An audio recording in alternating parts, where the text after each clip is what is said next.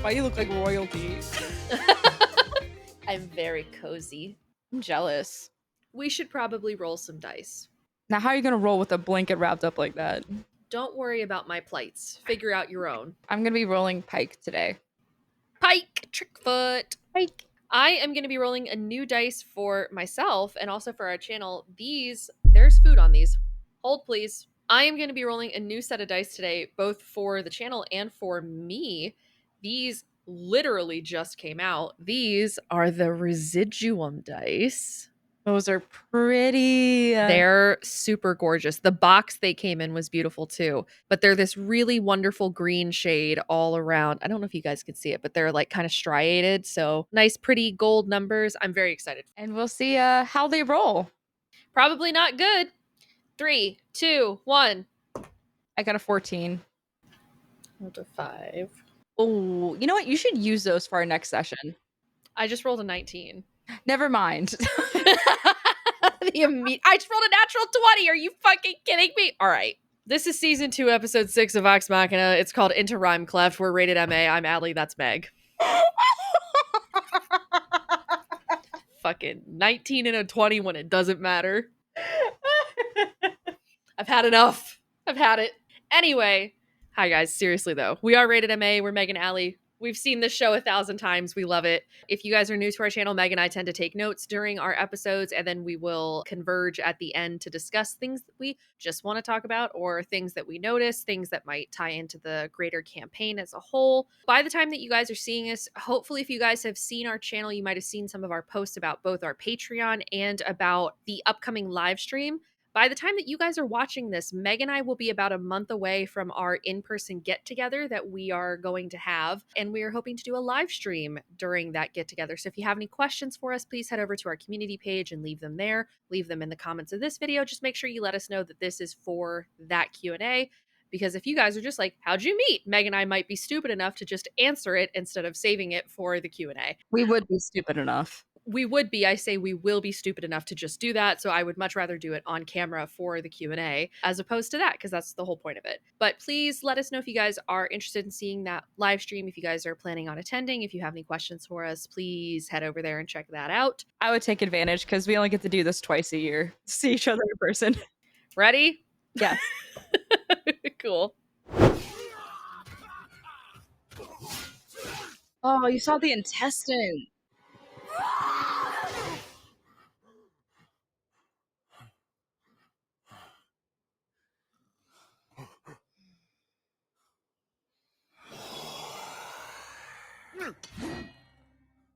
love how he pulls away the sword just to get it away from Pike. I know, that's what I was thinking. Is I love that he's like, he doesn't know what to do, but he's like, this cannot be near Pike. I cannot hurt Pike. Fuck. Didn't get enough sleep? Huh? Of course I did. Lots of sleep. With really nice dreams where no one died. Aw, buddies. It's just, he's so focused on that sword. Come on, Pike. You can't fault a guy for playing with his sword now and then. Why can't you ever just be sincere? She got him there. Yeah, she really did. I mean, she's expressing a legitimate concern and he's making a joke out of it.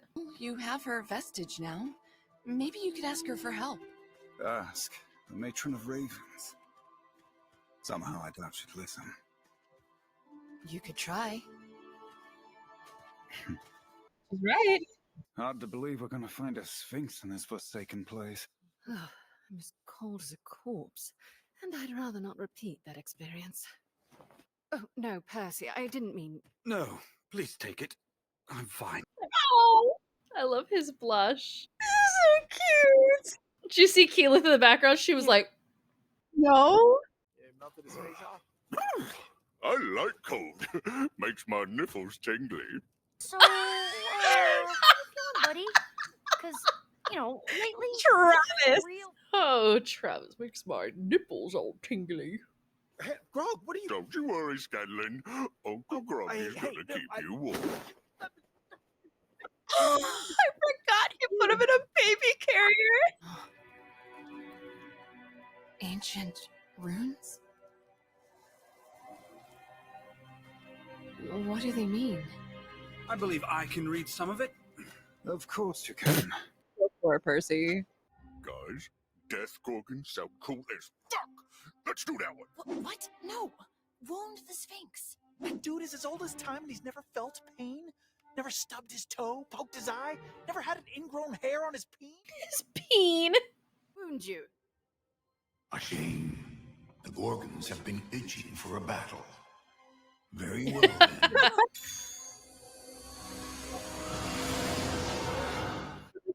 It's not really my thing.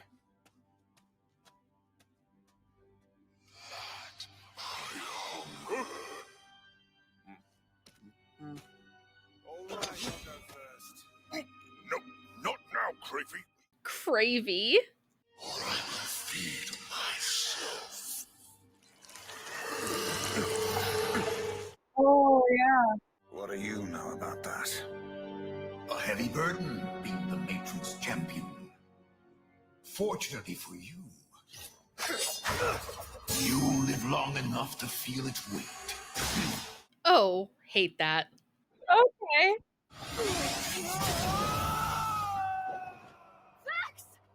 Oh shit! What did you do to him? Your brother lives, but he will fall in the void forever. Oh my god. You know what? He might just be down there like, you know what? Fuck it. You At this have no point. family left.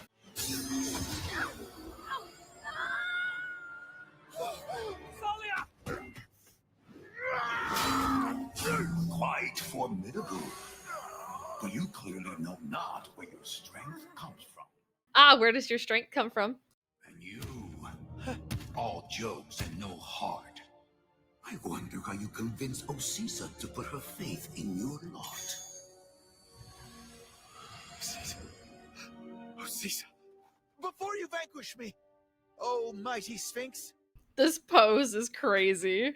It's giving Team Rocket. I laughed so hard the first time I watched this episode.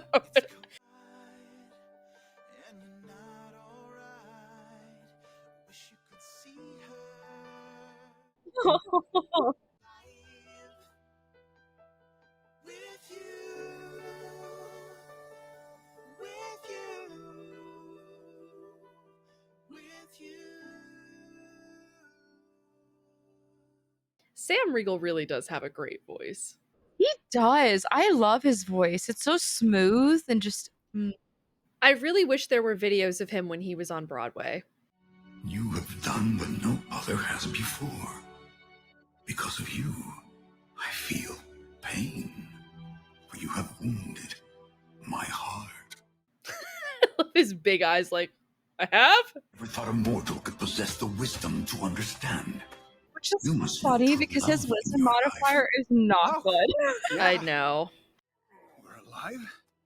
Who do we have to thank for that? What rhymes with your eyes so lovely? How about nice thighs, yo, touch me? Eh? What the fuck? The fuck? Come over. It's totally cool, guys. Me and Cam are tight. In my millennia of existence, this is the wisest sage I've ever. I love that he's like wagging his tail like a cat would. I love it. I love that detail. With this, the best. Myth Carver. Show me something good. Whoa.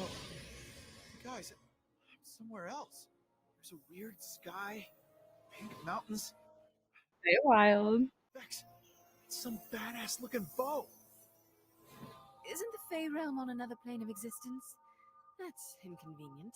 Dudes who look like Grog. One's got a vestige. Big, giant gauntlets. They're glowing. Uh-oh.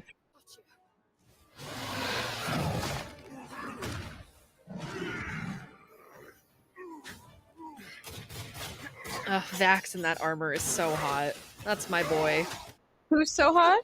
Vax, who do you think? You know what? I shouldn't even questioned it. I should have just known. If I say the word hot and I'm talking about this show, just know it's for Vaxeldan. Let's out of here. Let's go, Kiki! Oh. My prize.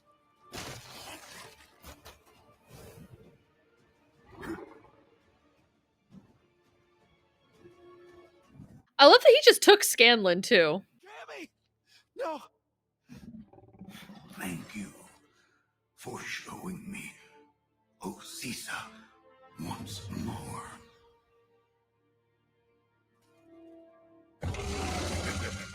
Matt and his fuck ass cackle. We gotta go! Grog! What are you doing? We gotta leave!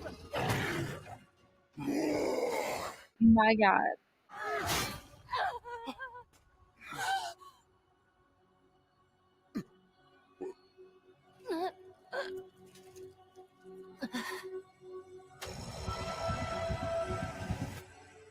Oh, I hate Come on, big guy! Move! his worst nightmare came true. He feels so bad.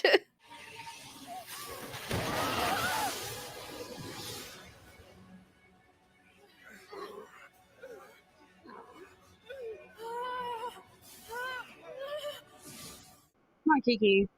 Where is she? I don't know. And where's Grog? And Scanlan? Where are we?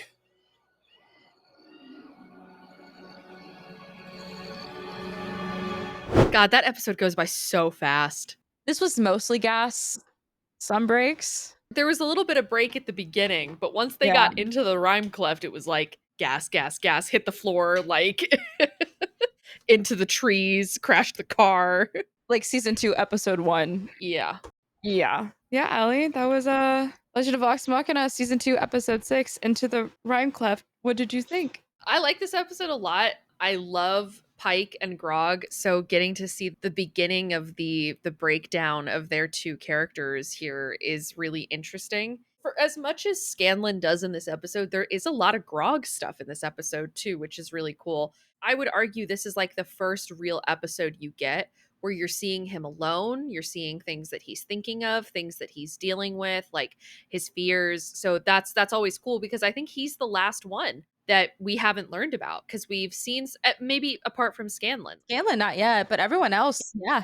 Scanlan's is to come later in this season as Grog's is, but this is like season 1 dealt very heavily with Pike and Percy, the two of them specifically, with like hints about the twins. Yeah. And then this season is much more about Vax, Scanlan, and Grog. And then season 3, to be fair, deals a lot with Keyleth. Like Keyleth has a lot of crazy moments in season 3, and Scanlan's got some big ones too. So it makes sense how they're divvying up who's going to kind of lead the charges here and there. I do enjoy this episode a lot because I like a lot of the stuff that comes up in this episode. This was one of the few episodes that I watched of this show where by the end of it, I was like, wait, what?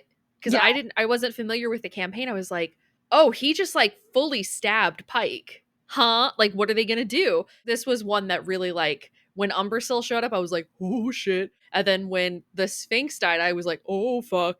And then when Pike got stabbed, I was like, ah. And then when they teleported and they were gone, I was like, what is fucking happening? It's a good episode. It's fun. Yeah, no, it is a really good episode. I definitely really enjoy this. Like I said, we get to learn about Grog, what he's dealing with the Craven Edge sword with this, and then a little bit of intel for what's going on with creatures that look like Grog, and one of them has gauntlets. And Grog was like, I don't think we need to worry about that. You know what? We don't actually need that vestige. No, we don't need it at all. It's fine where it is, actually. Yeah, it's fine. And we'll find out a little bit more about that to come. Did you want to start notes? I can, if you want me to. I totally can. Yeah, go for it.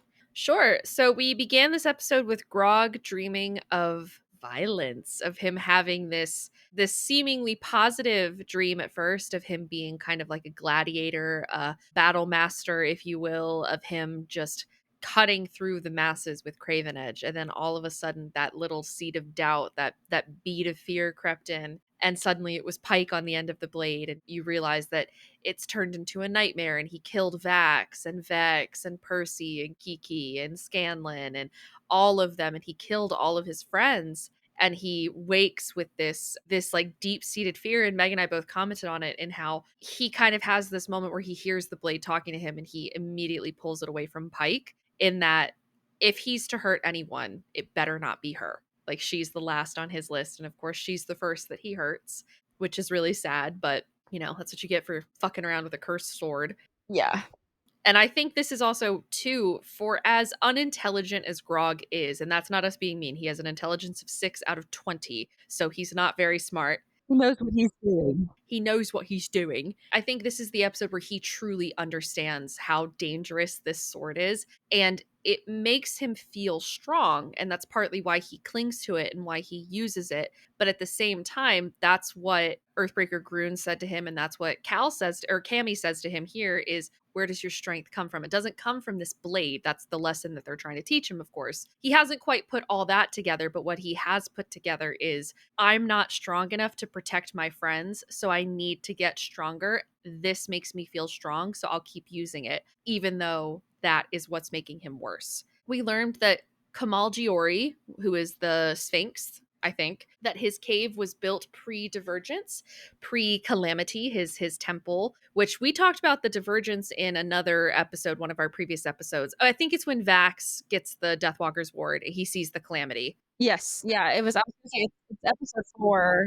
So the Divergence and the Calamity are two major events that happened in Exandria's history, both involving the gods and what happened to the gods both before and after they left the world. So the Divergence is when the gods left the mortal plane and sealed themselves behind the divine gate, and the Calamity is when the gods went to war and almost destroyed the world in the process. The reason Vasselheim is so important in this world, which we saw in episode 1 of season 2, is because Vasselheim is one of the only cities that remained standing after the Calamity. In fact, when the gods came in, they actually pushed them back out.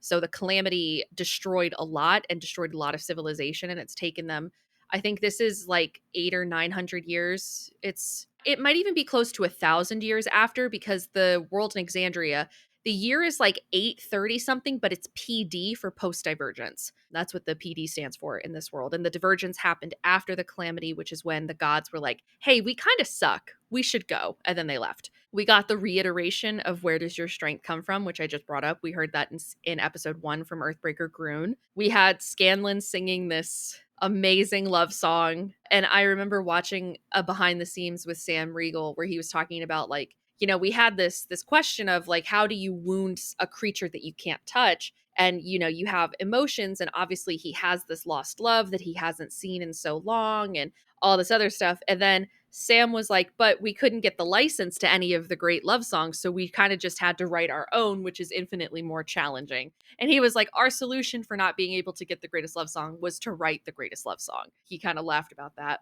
And we also learned here that Scanlan really wants love. We know that he's a player, and we know that he sleeps around, and he's always looking for a partner, a bed warmer in a way. But to him, he is searching for a true connection. It's the first time he really admits something like that. Through the use of Mythcarver, which is a vestige of Divergence, which is a sword, I believe, that shrinks and grows depending on who is using it. So for Scanlan as a bard, he can use like a rapier and a short sword. So I believe it takes the form of a rapier when Scanlan has it. Mythcarver has the ability to find other vestiges. That's one of its abilities, as far as I know. I think that's true.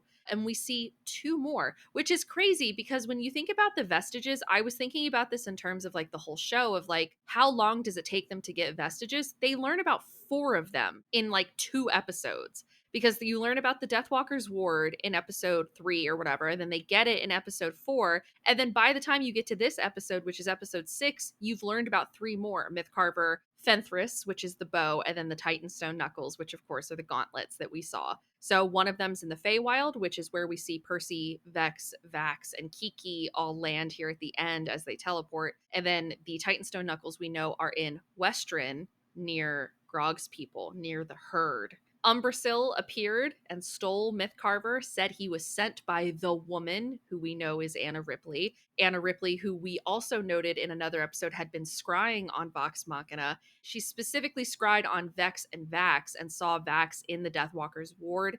knew that he had acquired it, told Umbrasyl that the twins were carrying a vestige, and he probably came for that vestige and then saw Mythcarver and took Mythcarver instead. And Grog was fighting and doing okay. Like, he was like single-handedly taking on a dragon there for a few beats. However, the bloodlust consumed him and he ended up hurting Pike. One person he did not want to. And also, the one person you never want to get hurt is your cleric, because Pike's predominant thing is she can heal, and she is fucked up. And so the party again tried to teleport their way out of this mess, and we saw the two teams split. And by the end of this episode, we only know what happens to Kiki, Vax, Vex, and Percy. No news on Grog and the little ones, but there's that. But that is the end of my notes.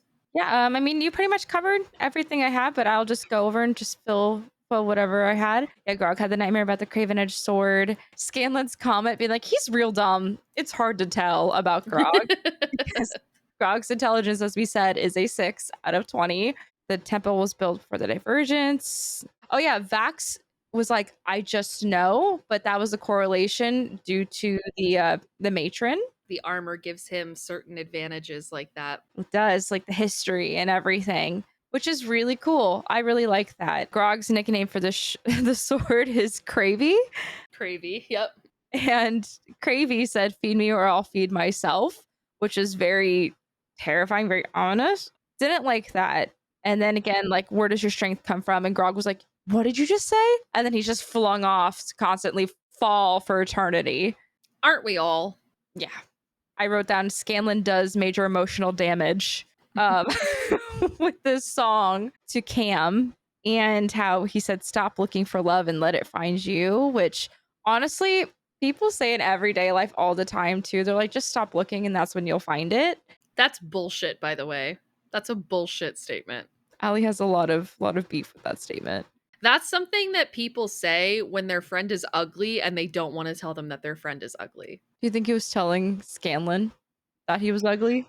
No, I think in the fantasy setting, he's being honest. I think if your real life friend tells you, hey, don't worry, love will find you when you're not looking for it, they think you're ugly and they think you have no chance. I fucking hate that. Never say that to your friends. That's such a bullshit statement. Never say that to your friends. And that concludes Allie's short soapbox for The shortest soapbox I've ever done. Umbrasyl breaks into the lair, and then yeah, Grog stabs Pike, his worst nightmare, and then we enter the Feywild. So that's pretty much what I had. So kind of the same things.